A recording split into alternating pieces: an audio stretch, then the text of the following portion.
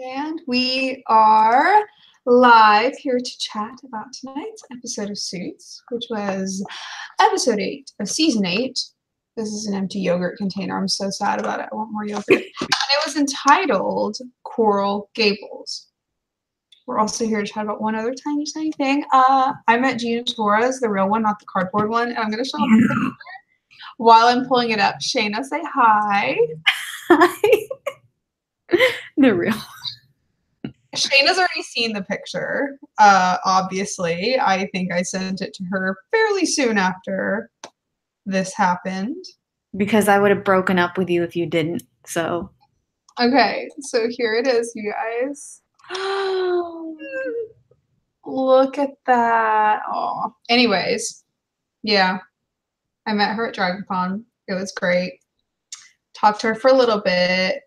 In the least creepy way possible, mentioned that I have a 6-foot-tall cardboard cutout of her in my living room, which she understood because she knew where it came from, the Suits promotional thing. Anyways, it was really cool. She came around to the other side of the table to give me a hug. Then she was like taking a picture of me and she had to squat down because I'm a hobbit and she's a goddess. Anyways, it was great. Loved it. The real Gina Torres. Met God in real life. Also got to talk to her a little bit she had like 2 panels and I got to ask some questions. I asked her about the upcoming Suits spinoff and I found out, and this was news to me, she told me there is no title for it yet. She's executive producer. She was talking a little bit about it, about the casting, but the whole Suits: Second City thing that like Deadline, Hollywood, and literally everybody has been reporting as the title of the Suits spinoff is not the title of the Suits spinoff. She says those are all just working titles, so I guess we'll find out. Yeah, it was really cool. She talked a lot about that, I don't know. Anyways, that's neither here nor there. We're here to talk about tonight's episode, but I kind of had to read it for a little bit. I told Shana that I was going to be like telling the story about it, and like she's already heard it, but she was like patiently putting up with me talking about it again. But let's kick this off. Let's talk about tonight's episode of Suits, Coral Gables. And I gotta say, this episode had me feeling some kind of ways. I had some ups and downs with it. What do you guys rate tonight's episode on a scale of 1 to 5? 1 being you hated it, and 5 being you loved everything about it, or almost everything about it. Where are you guys at with that? Shana, you want to jump in? Ugh. Okay, that's a rating. Yeah. Ugh. Ugh. Ugh. Like the Lewis thing, which I continue to hate. Mm-hmm. Like, I mean, was the whole point like, oh, just let go of your bullying? Because, like, no. And like, he really has to go to the best doctor. They couldn't have just gotten a second opinion with somebody probably equally as good. Like, it just seemed like such a weird thing to be like, you know, I feel like even if you didn't have, like, even if your gynecologist or whatever wasn't like your high school bully or whatever, if it was someone you knew or like any sort of weird tie, you know, like your ex or your this or that or whatever, like there's just no, or, you know, even if it's like a close family friend, there's just no reason to go to such a like personal doctor type of thing if they're, I don't know, that was just a little weird. But the flashbacks were incredible at the end. Yeah, but again, I'm not sure I liked the message completely, but they were good. Rick was good. We love Rick, though. That's not even. What was the takeaway for you? I mean, for me, they were just saying like, oh, you know, just let it go kind of thing. And considering how bad the bullying seemed to have been, like you don't really ever get over that. Like, yeah, it just I get the idea of like you're needing to move past it, and I love the therapy session that was so well performed. Whatever guy they have playing flashback Lewis is really great. I love that. So I get the message of like moving on past, you know, your high school bullies and tormentors, but I guess I didn't see why he still needed to go to him as a doctor. I'm sure there's a bunch of, it's not like with situations like that, especially something like the procedure he was describing, you know, it being a fairly simple outpatient procedure, that's not something where it has to be one specific doctor. There's going to be lots of top doctors. It's hard to like truly rank something like that. I don't know. That's Yeah. neither, Yeah. because that's kind of just a part of the story, and goodness knows shows like this certainly have less believable plot points from time to time. But overall, I thought it was interesting. I will say, I thought it's almost it made me think of a comment that you and I are always making, which is that oftentimes at the beginning of episodes in the Lewis and Sheila storylines, there's always these weird throwaway moments where she's super like manipulative or doesn't take no for an answer, and it's the beginning parts presented as comedy or whatever, and she just sort of like tells him what's happening and there's no sort of discussion. And I thought it was interesting that in tonight's episode they had Lewis do that to her, and I was like, is someone trying to prove a point? Is someone fixing something? I don't know. Maybe it goes both ways. I don't know. I think it also, like, they haven't been trying that long and they automatically jump to the best fertility doctor in the country. Like, I mean, that's typical Lewis. true, but it's just, I thought Sheila was supposed to be the rational one, which is hilarious considering her characterization. But like, she's the one that's been like, "Oh no, something must be wrong. We didn't get pregnant like right away." Her character is what?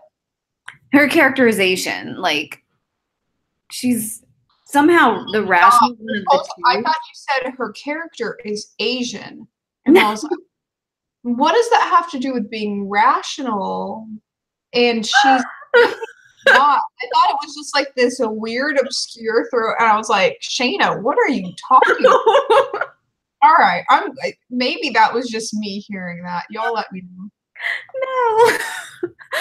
No, I don't think she is at all, actually. Oh, I'm pretty sure she's not.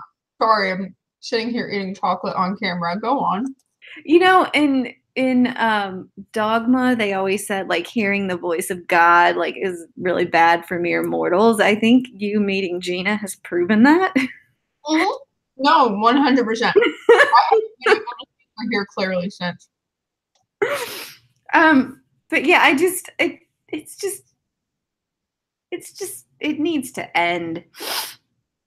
So let's put everybody out of their misery and end that discussion and go right along to the Gretchen storyline. See, I'm working my way up to like the top storyline, which is Sam versus Alex, but I thought that storyline was boring, so we'll save that to the end. Let's talk about my main woman, Gretchen. I love her. What did you think of having a Gretchen-centric storyline tonight? Here for it. Really officially have chosen a side in the Sam versus Alex thing because he did not speak to Gretchen as her queenliness deserved. It was nice seeing her kind of not be perfect, and it was weird in terms of like both times Donna's been in like super trouble. It's been because of missing documents, and so it was kind of interesting, like that Gretchen being the more experienced one still has that kind of a mistake that seems small but like can change everything, and to have Donna be the one to like talk her down from leaving was like so great. Also, that chick that she went to see to try to get her to cash in a favor, like she can choke. The worst. But I will say, and I say this a lot about side actors or actresses on Suits. You know, when they cast these like little side roles that are literally just going to be there for like 1 or 2 scenes or something like that, or like they may have, you know, she may come back for an episode later where she has to ask a favor of Gretchen or something like that just to tie it back in. They cast good people. Like that girl, that could have easily been like a really cheesy throwaway role, and in that scene, I was like, oh, she's holding her own. Like she played like a very like aggressive, dismissive, you know, like her whole thing of like, you know, she's going to do exactly what her boss says because she's, you know, young and scared and doesn't understand things, but also is kind of rude and disrespectful and doesn't appreciate Gretchen Senior. I don't know. She did good. Like, don't know who that was, but good on you. That was a very well performed scene. Suits does a fantastic job both writing and casting tiny side roles. Always. There's many instances of that. But I really enjoyed that. I agree. I loved the Gretchen and Donna stuff as well in general. And obviously their scene at the end. It's difficult because this is a me problem. It's difficult for me to enjoy where characters who I see as flawless or nearly flawless make major mistakes. That said, objectively, I can acknowledge that's a great storyline. Like a character like Donna, a character like Gretchen, they are going to make actual mistakes. They are going to make bad judgment. Otherwise, this is completely unrealistic. Like we acknowledge that most of the time they don't, but that just makes it that much more impactful those few times where they do. That said, even when it's really well done, I really struggle to appreciate it because I'm kind of a perfectionist. Anyways, it was really well done though. As for the way Alex treated her, that I didn't really care so much about because one, I don't care about Alex, so I don't really need him to be that perfect in my eyes. Two, it seemed pretty in character. I feel it would have been really unrealistic to expect like a boss to just, like when Donna makes mistakes, she and Harvey kind of hash it out a bit, but at the end of the day, he always protects her. He would do whatever for her and she would do whatever for him. And we're never going to see, when she makes a mistake, we're never going to see him truly like throw her to the wolves. That said, that loses some of its impact if we saw every secretary treated that way. So we have to acknowledge that like Gretchen or any other secretary we may see on the show, if they make a massive mistake that could lose a client, they're not going to be treated the way Harvey treats Dawn. So I get that, but it was really hard to see Alex treat her that way, not because of Alex, but because of her. Anyways, very well done storyline. I personally struggle with storylines where we have like goddesses fall, but I acknowledge that they're good. Let's talk about Sam and Alex. What do you think about that these days? Ugh. I do. I guess I have a side. I suppose it's not surprising that I grudgingly, since I didn't even want her here to start with, have come down on the side of the woman. They both had big, big, big mistakes tonight. They both, showed some real issues. I think for me, the fact it was kind of one of those things where like Sam did something really wrong, but for really right reasons. Whereas Alex just like Gretchen made a mistake and it reflected on him. So we're still not even seeing like him make mistakes that are his own and grow from them. Whereas we've seen, I don't know that Sam has grown from anything, but at least we've seen a little bit of the layers there. I don't know that we've seen Sam grow, but we've learned a little bit more about the layers to who she is. Like she has a certain front that she presents, which is quite strong and tough. And then underneath, we can see that occasionally she can be a little bit like soft-hearted or actually care about some people, but not everyone. And then we can sort of see underneath that the way those two layers come together, where the way she cares about people is by doing the hard, awful things that no one else will do. Like the way she protects an innocent woman is by breaking the law herself. Mm-hmm. Or the way she protected Donna is by going after the people Donna trusted because she knew that Donna had too much of a soft spot for them, but Sam, her lack of soft spot allowed her. Anyways, which I kind of appreciated because I kind of relate to that. But I don't think we've seen growth from Sam because it's too early. to really see her grow. And if we were to have enough story from her to where we actually saw growth, that would be definitely, I think, taking away too much screen time from our core players, who I still absolutely care about more than any new person. But I definitely care about Sam more than I care about Alex right now. And I think they might be trying to write her as more likable than Alex. I don't know. Yeah. I also, I don't know what they're going with her and Harvey and the boxing thing, though. They need to not. That better not be a flirting thing. That better be a friendship thing. Like, I'm going to just say Yeah. it. Like, no. Yeah, that's just a hard no. Like, that's over, tired, and done.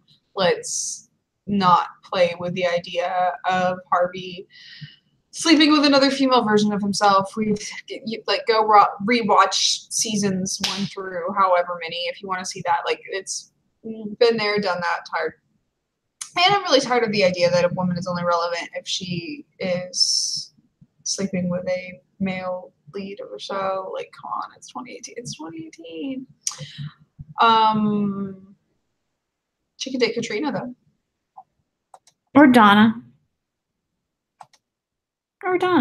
I wish we'd have had some kind of what we have now before they threw her in our faces. I'm still very kind of salty about that. Like, they did their whole promotional campaign for the season about her and her character, and they made the central conflict about her and another minor character as if we were going to, like, I just wish we cared before we were demanded to care. I don't think they really threw her at us too much. Regardless, I don't really think they had too much screen time. I'll be specific. I don't think they had too much screen time for her in the first few episodes to where it detracted from the storyline of the other players, because they had lost 2 major leads. So there was genuinely, in terms of an ensemble show, time that could be used.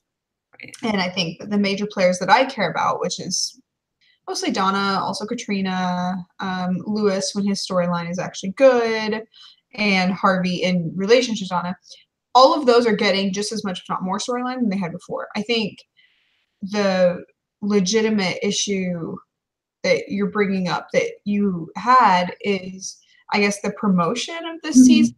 Very much like, Katherine Heigl is going to be on the show. And I, for one, have never watched anything else, like any other TV show that she was on. So it was sort of like, I knew she was kind of like a bigger name or whatever, but I didn't really know why I should care, because I didn't really know who she was. Those who did and loved her, like, maybe that worked for them, but it didn't.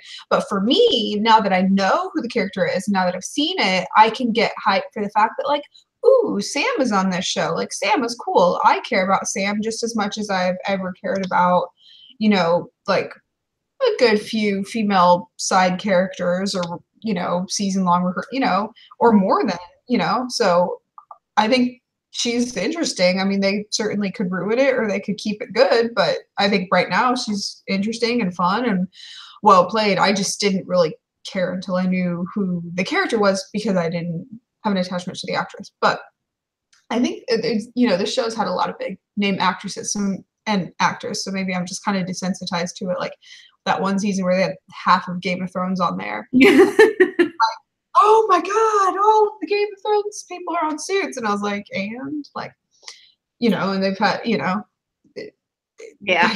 goes both ways. They've had really big names come onto the show. They've had people on the show become very big name, They had Amy Acker. I cared about that. Yeah. I care about that. She is now on The Gifted. And I was on the Gifted panel at DragonCon, like talking about the show and reviewing it, which I know you and I have talked about doing, like a mid-season and review for that. So I don't know if anybody watching this watches The Gifted and would be interested in us doing that, let me know. But I was on a panel at DragonCon talking about it. And you go up there, and most of the time when you go on these panels, everybody else that's on it is just other like writers, reviewers, podcasters, etc. And then, there were 2 guys on the panel that I just like I hadn't seen them be on any other panels at this con before, and I kind of know a lot of the other like pros and non-pros and stuff at this con. So I was like, one of them's the makeup supervisor for the show. Like he designs all of the like What? costumes, and the other one was like a set creator, like constructor. And I was like, I'm gonna sit and not talk, and I'll let you talk about the show because I'm really curious. Anyways, so that was really interesting to listen to and talk about. This is neither here nor there. We all came here to talk about Suits, but I wish I had known you were doing that. I would have tried to horn my way onto it. Maybe I would have actually gotten in the car and come down. Like next year, come to Drag. Anyways, yeah. I also wish DragonCon would pull more Suits actors and actresses. Other right? Like now that they've had Gina Torres, maybe they can have a few others. Anyways, that covers all of the main storylines from tonight's episode. I cared a lot more about the side storylines, so Lewis and Gretchen's individual lines, especially Lewis's flashbacks, more than the Sam versus Alex thing. But I guess I'm kind of curious to see where the Sam component goes, and the Alex component I only cared about because Gretchen was involved. And if anything, it alienated me more from Alex when I was already pretty alienated from him. But they might, in the next 2 episodes, just sort of flip it back around. They have us care more about Sam than Alex, and go back and forth and have it. I don't know. Maybe I would be genuinely surprised if I find myself caring about Alex, because I've really just reached my quota of male lawyers that I can care about, and I don't think there's room for I'll let you know if there are. What do you want to see going forward in the last two Shana episodes? Oh, thank God. No. Before Donna and Harvey actually interact, or like, is that too much to ask? Is that too much to ask? It would also be nice, I guess, ever since Katrina decided not to go after a married guy, she disappeared off the face of the earth. I'd kind of like to see what's up to. I don't know. Like, did Craig from Degrassi, like, kill her? Like, what happened? Trina trying. And like, seriously, like, can the stupid, like, Lewis and Sheila thing, like, come to a head? Like, if they're gonna really stick by this and this is the hill they're gonna die on, at least let Lewis, like, stand up for himself. Let them, like, work out the fact that Lewis has no input in his own relationship. Please, like, I figured something out about the Lewis thing, which is interesting. That might be one reason why the show's dragging their feet on actually having this storyline go anywhere. If you have a pregnancy storyline for the first time in this show's 8 years of life, they'll have to actually have realistic tracking of time. No, they won't. They'll have to actually like we can see by how pregnant Sheila is whether time has passed or not. If she stays exactly the same amount of pregnant, then we know, oh, like, no time has passed. It's been like each episode is a different day. Or if she suddenly goes from like not pregnant at all to like massively showing or super pregnant, then we're like, oh, a few months have passed. So they will have a visible marker of time, so we'll know if time is passing or not for once. Same not with necessarily. On the X-Files, like, people are pretty convinced that Scully's was pregnant for like 100 years. Like, the timing did not line up there. But and they may do that. Like, if they want Sheila to be pregnant for like 3 seasons, they could have each season be like whatever. It's just we would at least then know, like, okay, no time has passed. Mm-hmm. Or like if by the end of this season she's giving birth, then we're like, oh, like, she gets pregnant in the next 2 episodes, and then there's 3 or 4 months of hiatus. Let me see. Okay, so no, it's more than 3 or 4 months of hiatus. So she would be pregnant at the end of September. So then we'd have October, November, December, January, February. Usually the show comes back around in March, although that's in Olympic years. And then it airs for 2 months, sometimes with a hiatus. So April, May. Yeah, she would be almost due by the finale, depending on how they want to squish time around. I don't even care. Like this, it's funny. I mean, I should be able to connect to her, and I just really can't. I think with Sheila, it really is going to be a matter of like, I'm going to have to take a lesson from tonight's episode and just sort of like let it go and try to get back into the character, ignoring some of the stuff they've written for her and just acknowledge it as like mistakes to be forgotten, like writing mistakes to be forgotten rather than character traits that are continuing. Like if they're going to try to like fix this, change or whatever, you know, things where like they made a writing mistake, like they wrote something that comes across to the viewer as abusive, annoying, sexist, or whatever, and they for it like they thought it was funny, and they're like, oh, you know, and they can kind of course correct, and that's something I just sort of have to like, okay, the character is not like that anymore because this is fiction rather than like a real person who was once like. That's kind of I have to sometimes be when it comes to characters who, in my opinion, have had like writing mistakes. It's like, okay, that's not the fictional person. They can completely change their character, and it's not like a real person where it's like, but have you learned from your mistakes? It's like it's a fictional person that's been rewritten. I think I'm gonna have to do that with Sheila because they kind of just they really wrote her in a hole there for a while. Also, sorry to keep you so late, but I really enjoyed talking about some of the Dragon Con and the Gifted stuff, and it kind of We have to do a thing. yeah. Yeah, I kind of would be interested in doing a mid-season and end of season review of The Gifted. That's a really fun show. Definitely nothing like Suits, but if anybody watching this, I assume of the on average 200 to 300 of you that watch this, there's probably a handful of you watch The Gifted. So let us know if you want us to review it. And with that, Miss Shana, I will let you go. Well, we've got 2 more episodes left before the mid-season, so next episode will be the last regular non-finale episode. And in my opinion, Suits does like second to, you know, like the 15th episode is pretty notoriously often Darby-ish. So the one right before the finale. And if I remember correctly, I'm not sure if the one right before the mid-season finale is usually pretty good too. I know there was a mid-season finale. It wasn't last season or the season before that I really was unimpressed with, but a lot of times mid-season finales, they really do them justice. So I'm kind of excited. But thank you all for watching. Thank you everyone for joining, or if you're watching later, whatever. Thank you for that as well. And we will see you same time, same place next week. Yeah, the sad little half wave, me too.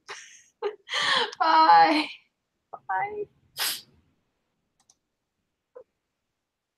Oh, I didn't hit stop broadcast. I was just about to like.